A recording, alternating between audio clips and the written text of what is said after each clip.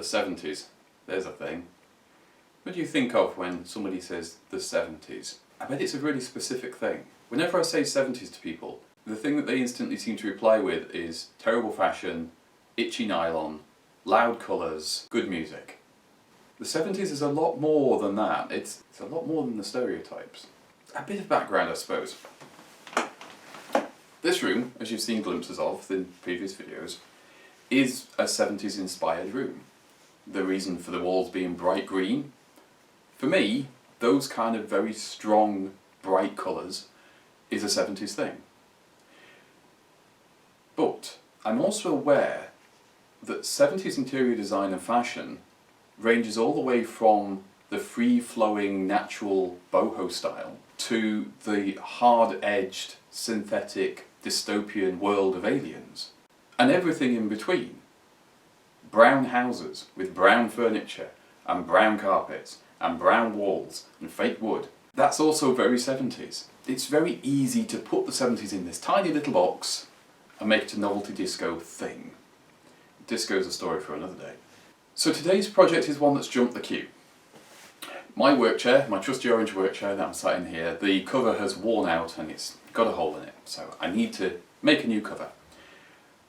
So off to the charity shop. Let's do a thrift flip, as our American friends call them. Now, charity shops are usually my first stop when I'm looking for fabric like this.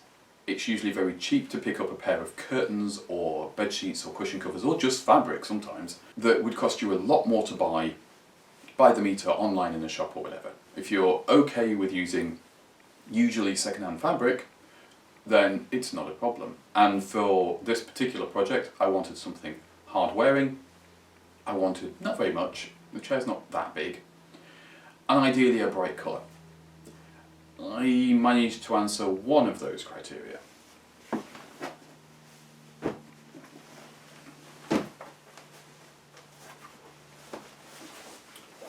Here we have some very, very boring, but very nice quality, linen cotton blend, Mamas and Papas curtains with tab tops. Hey, tab tops.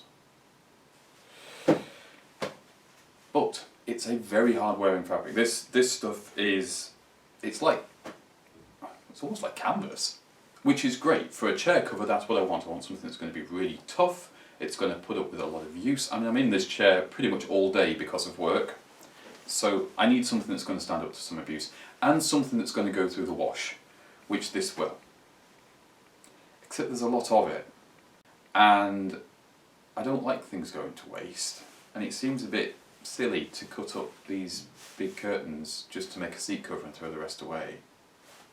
But that's okay, because these curtains are worn out.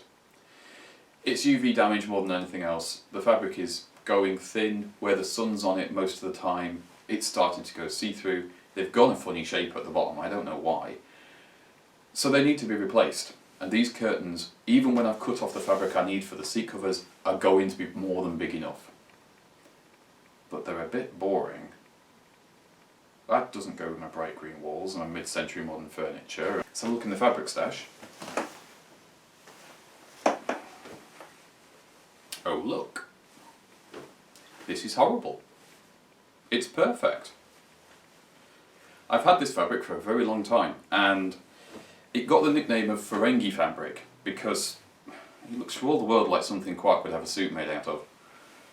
There's a lot of things in the 70s, style and aesthetic wise. There was quite a bit of revival of arts and crafts. There was a big interest in sci-fi and going to the stars, and dystopian worlds and dystopian storylines with, you know, things like aliens. So you have this big clash of different styles, and your average person, even now, your average person isn't going to pick one particular style and run with it. Sometimes because you just can't afford to. So you do see, not very often on like your Pinterest boards and your Instagram and that sort of thing, but you do see in real homes a bit of a mishmash of different styles coming together as people use what they've got and pick up what they want. That's a very long-winded way of me saying the Ferengi fabric, it's going on the boring fabric. I'm going to be using some applique, which I haven't shown yet on the channel. I'm also going to show how to convert the tab tops to a regular top curtain. So we'll be using the tape from these curtains, because these will give me the size that I need for these ones to become. Now, when you want to follow a certain aesthetic, a certain look, it's a good idea to try and find period photographs rather than looking for your Pinterest curated super stylish studio type photos. You want to go to original source as much as you possibly can. It's like that thing, you have to know the rules before you break them. So by going to original source, you can actually then break the rules. Now, I have the luxury of having quite a few family photographs that go back into the 70s and the 60s, and out of the 70s into the 80s. So I have this sort of period of 30 years of real world photographs of what sorts of things friends and family were doing to their own homes. I can supplement that with what I can find on the internet, and I can fairly easily discount what's a modern recreation and what's actually the original thing. That's not to say that I'm making an historical reproduction of some 70s curtains I've seen. I'm not. I'm using the original source material as inspiration, so what I end up with looks more realistically and convincingly 70s than if I copy a modern interpretation of an original. It's like making a copy of a copy of a copy.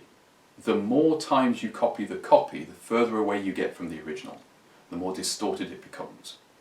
So it's always best to start with your source material and then jump off from there. By all means, look at modern stuff and modern interpretations, but keep in mind that original source material, and that will help you get a better look, a better overall aesthetic for what you're doing when you actually put your idea into practice.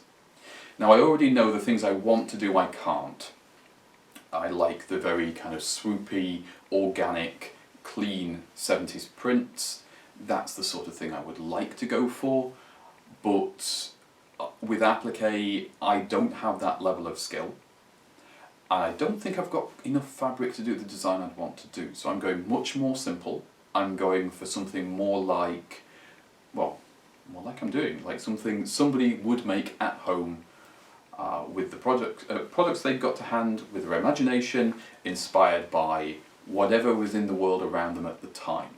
So we're probably leaning towards late 70s, which means that's just as the computer-inspired designs are coming in, just as the beige and the clean and the pastel of the 1980s is starting to come in to wipe away the grungy, dirty 70s stuff. Right then, design phase. I do a lot of the design in my head. I've already discounted a few design ideas that I was interested in that don't really work. I'm going to put pen to paper and I'm going to see what shapes I like, what shapes I don't, and see what sort of design I can come up with. Well, it's been a long time since I set up a camera to do this. A little bit rusty. Okay, so we're looking at 1970s designs, and some of the things I know I can't do are the ones where it's like, oh, don't expect masterpieces, you're not going to get that. And these bits would be thicker. You'll know the thing I mean. And then you'd have another sort of like soft round square in these bits.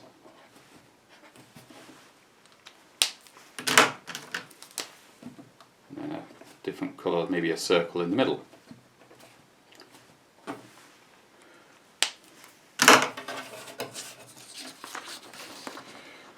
So you know the kind of thing, you see it a lot on sort of the wallpaper and that sort of thing. This is too complicated, we can't do this. So what can we do?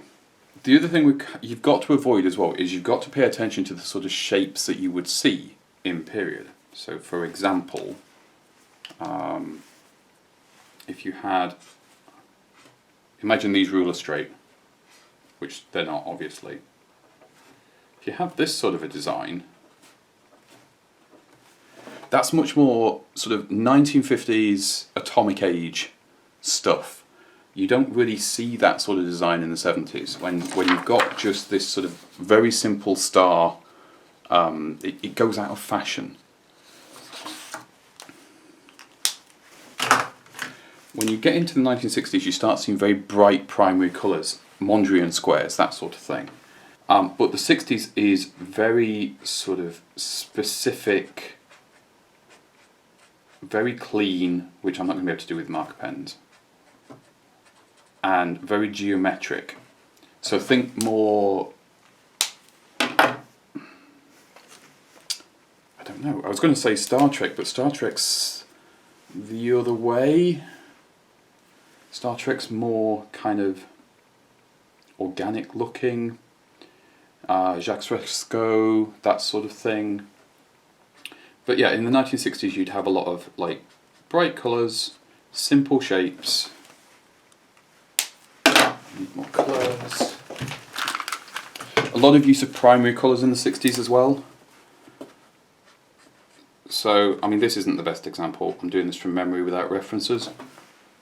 But you would see like lots of very bold colours, bold squares, a lot of circles. Circles are quite popular in the 1960s.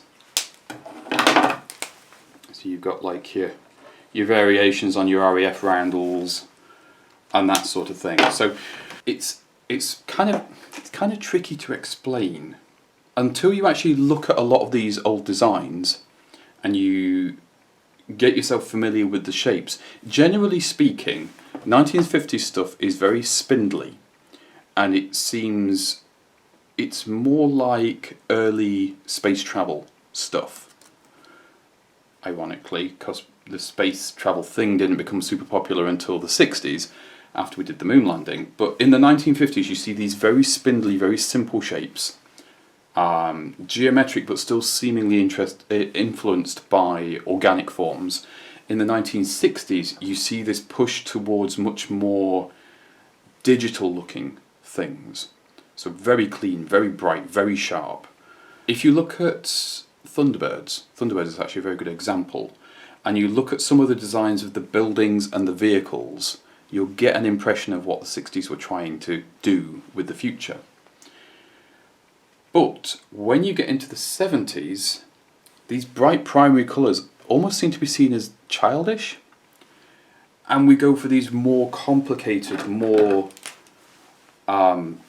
interesting semi-organic shapes. You'll see this in a lot of sort of department store furnishings, fabrics, that sort of thing. But you also see this sort of thing. Very, very loose, often with quite long petals and mismatched forms. And you start to see a movement away from using very primary colours and using lots of different tertiary colours and very bright colours, the sorts of things that you wouldn't see so much. You see it towards the tail end of the 60s, and you start to see it in some of the designs worn by models like Twiggy, and you get this very different form in the 70s, and it's difficult to explain if you haven't looked at a lot of pictures. But you get this sort of messy, jumbled up look of just chaotic stuff. And then you also get the thing where it's like it's pure white, and you'll have maybe one line going along and then doing an interesting shape halfway along, carrying on the wall.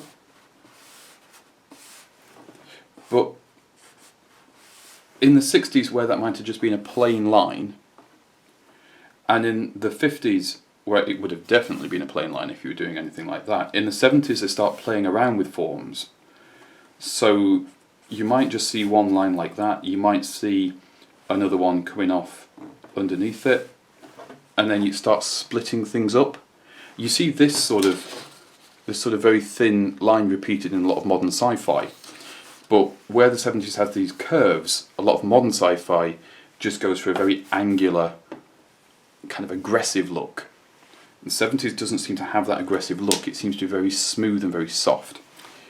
Well, I know I'm limited on shapes. So I know, for example, this sort of shape is too complicated for me to do with applique. This I could do with embroidery, but I'm not going to spend that long embroidering a pair of curtains, because I'd have to do it by hand, I don't have a machine. This sort of shape is very easy to do hand embroidered, but the design is wrong for this particular room. And the fabric I've got is wrong for the 1960s thing, even if I wanted to do that. We're looking more at this sort of a thing. Simple lines, nothing too involved.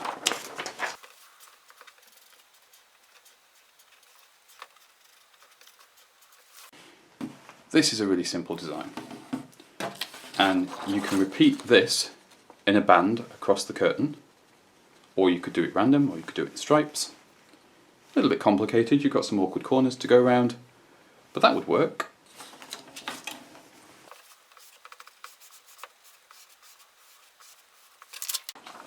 If we go a bit later, more towards the 80s, we can use a graduated stripe. This one is one of my favourites for practical reasons. This will be really easy to achieve. The thing that makes this one work in different eras is where you place it on the fabric. If you put this right at the top, that's going to look fairly new. Like 2000s through to modern day, I would say this would be suitable, you'd get away with it. If you put it down at the bottom, that would work for 1970s as a sort of hem trim. If you put it in the middle, just one selection of this, not repeated, right across the middle of the curtain, that would also work quite well. If you repeated this top to bottom, so it makes it look like the curtain goes like that as you're going down, it gives the optical illusion that the curtain's doing that, which is quite clever. That's more of a sort of late 80s, early 90s thing. So this is one of my favourite designs because this is really easy to achieve. I'm avoiding curves because curves are difficult to do accurately.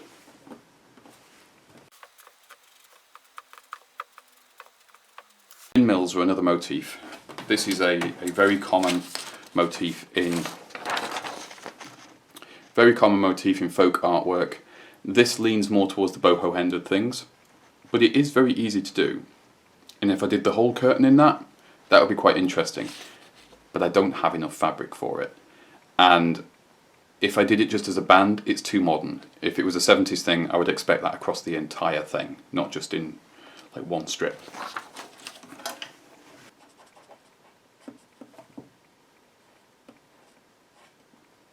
This is really hard to do without a ruler as well. This one's a bit more early 70s, late 60s sort of optical illusion design, where you take the same thing and repeat it over and over and over. So the way you would make this is you have a little rectangle, you cut a semicircle out of it, and then you flip your semicircle up and it gives you this repeating pattern. It's not that difficult to do this, and this would probably work as a slightly more complicated design in a single band. Not quite at the bottom of the curtain, but sort of if you leave a gap of plain, do a band of 2 or 3 of these, and then plain all the way to the top. That would probably work quite well. That might be quite fun to do as an alternative to this one. As always, if you're going on this sort of adventure, do your own research, see what works in your part of the world as well. Now remember, I'm saying 70s and I'm referencing the UK, which is its own little ecosystem. The 70s designs that are popular in the UK are going to be very different to the 70s designs that are popular in Spain, in Russia, in America, certainly in China. If you look up 70s Romanian fashion, you will see a very different creature to 70s British fashion. I would recommend, when you're searching, pick a random country, any country you can think of, and stick that in when you look, because it will take you out of your bubble and you will start seeing interesting new takes on designs and ideas, and it will broaden your horizons creatively. It's really, really good. I want them to look smart. I want it to be possible with the materials that I've got, and I don't want to spend too long on this. This was a project that's jumped the queue. I want it to be fairly simple. I can come back later and I can do these more complicated patterns better with deliberate materials. So we'll do this one, and I'll show you how that's done. The first task before we do anything with any of the fabric is we need to measure what we've got in the window so we know what size that we're going to be cutting everything to. Measure once, cut once hopefully. I know that's not how this saying goes, but all you do is stick your tape at the top of the curtain and then just measure down. Between 58 and 60 inches. So that's our goal for the new ones. And one of the things I'm going to do, because I'm getting rid of the tab tops, I'm not actually going to modify the new curtains by chopping the bottom off them. I'm going to leave the bottom as it is so I can make use of the original turn up and finish. I'm actually going to chop the top off them. It's a lot less work, and you get a much nicer finish at the end of it because somebody's already done the hard work of turning the hem for you. Time to be a floor troll. There's a lot of this when you're sewing. So you take your tape measure and you go from the bottom. And we know it's between 58 and 60.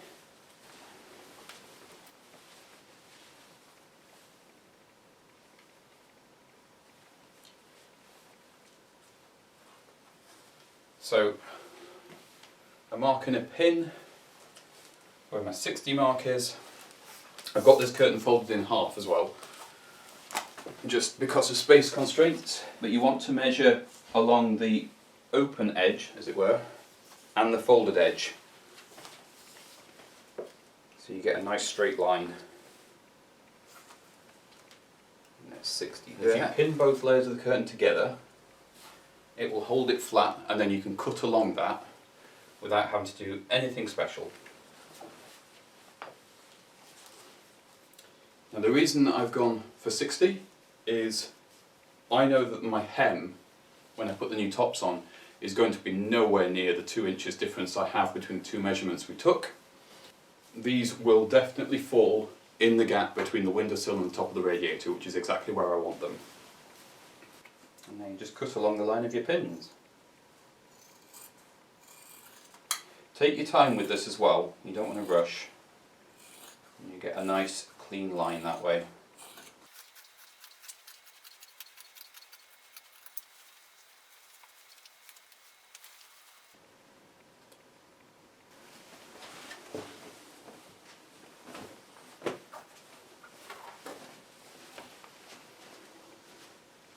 One of my relatives used to have box pleated curtains when I was very small, so this would have been early 80s, and they were quite old curtains, and I had a bit of a look online and I discovered that box pleat curtains are a thing. If I measure this out, I've got 12 inches to take in on the entire thing. So I can put 6 box pleats on each half. So I measured it out, they're about 4.5 inches apart. I can't give you the maths, I'm really rubbish at it. I just sort of guess and fudge it and then figure it out as I go. So after measuring 4.5 inches from the middle, put a pin in it every 4.5 inches. This end bit then is a little bit larger, but that's where your curtains meet. So you want to leave this end plainer if you can. So this is nearer 5 than 4.5. Once you've done that, you put a pin in 1/2 inch. You get your tape measure. Stick your tape measure on the 1/2 inch line with that pin, and then you pop a pin in at your inch marks like that. When you've got your 3 pins, you take one pin and bring it to the middle. Take one pin,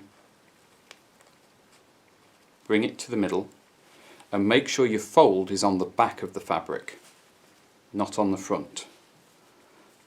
Once you've got the 2 pins together, keep hold of the fabric, put your pin back through all the layers, and that then holds that in place for you.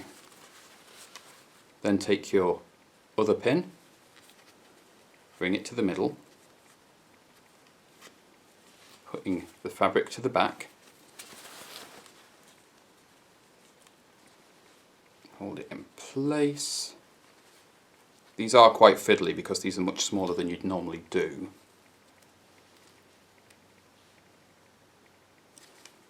Pin it down, and I take the middle pin out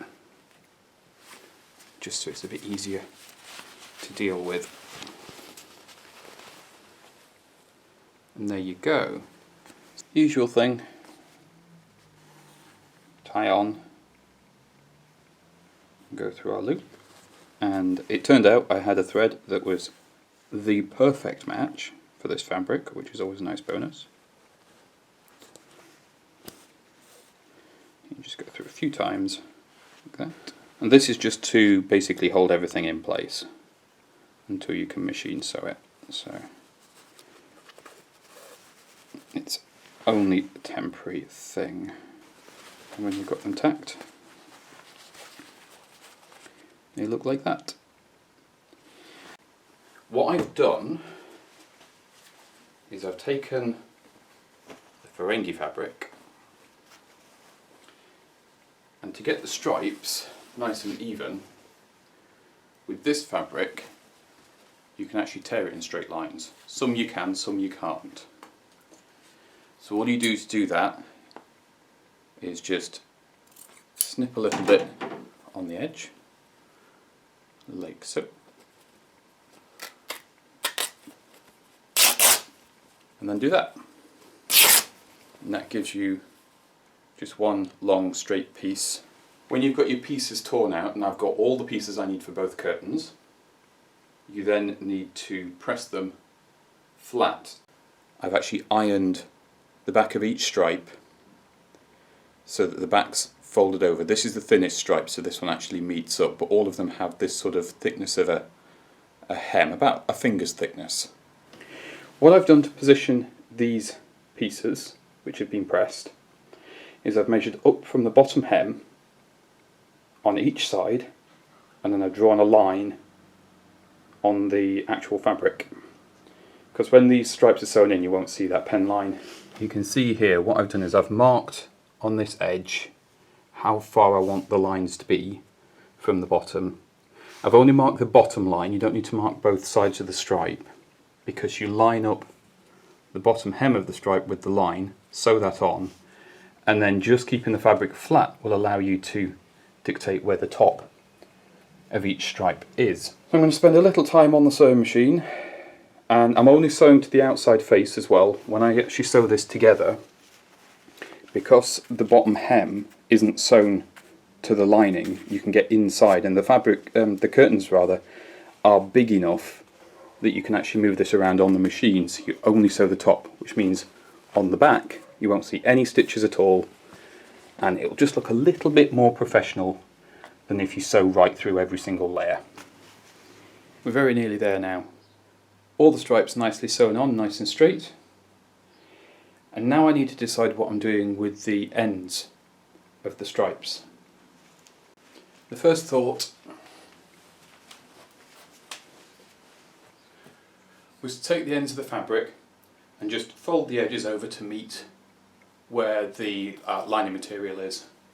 And that will work, but this fabric is quite bouncy. I think it's the metallic content in it, and it doesn't really like to fold that well when it's fiddly, so I think that's going to end up looking messy.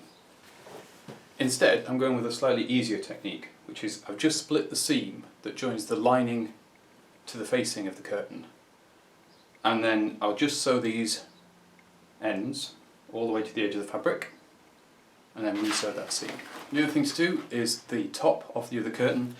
I didn't record this because these just literally, you snip the thread at the top and then you just pull them off.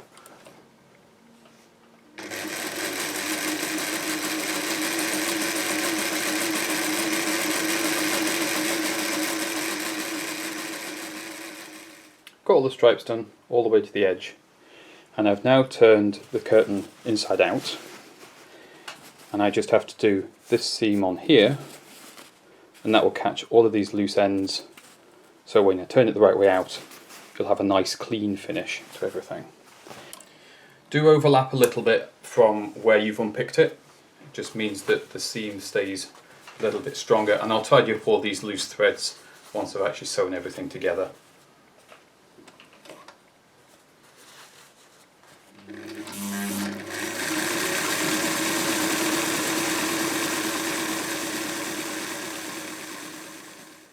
Possibly the most important part on your curtain is how it attaches to the curtain rail.